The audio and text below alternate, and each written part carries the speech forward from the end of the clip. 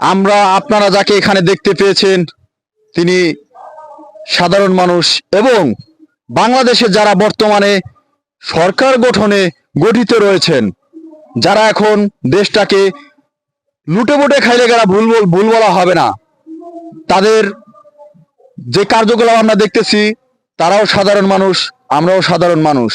তো আমার এই এক বড় ভাই তিনি কিছু কথা বলবেন, তার কথা আমরা মনোযোগ দিয়ে শুনবো।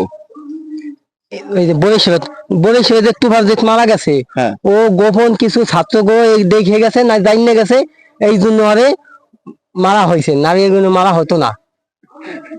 তোফাজ্জলের গোপন কিছু জানিয়ে গেছে, না ছাত্র গোপন কিছু জানিয়ে গেছে, এই জন্য ওকে মারা হয়েছে।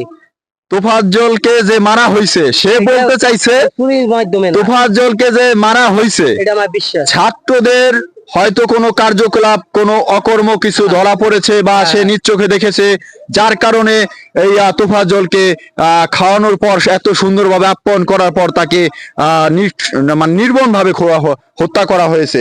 তিনি বলতে চাচ্ছেন এই জিনিসটাই, যে ছাত্রদের কোনো অকর্ম সে দেখে ফেলেছিল, যার কারণে তাকে নির্মম ভাবে হত্যা করেছে। এইভাবে যদি তারা ছাত্ররা ক্ষমতা হয়ে যদি তারা মানুষকে এইভাবে ওপেনে ভিডিও করে যদি মানুষ মারে, তাহলে তো আগে সরকারই ভালো ছিল নাকি? আগে সরকার সে বলতে চাইছেন আলাদা, আগে যেরকম মানুষ আলাদা, সিস্টেম আলাদা, আন্দোলনে মরা মানুষ সিস্টেমটা আলাদা।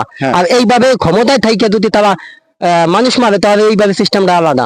তাহলে তো সেই আগে সরকারই ভালো ছিল, এই সরকার কি করবে? আপনারা হয়তো বলতে পারেন যে সে কেন এই কথা বলতেছে। হ্যাঁ, সে এই কথা বলবে।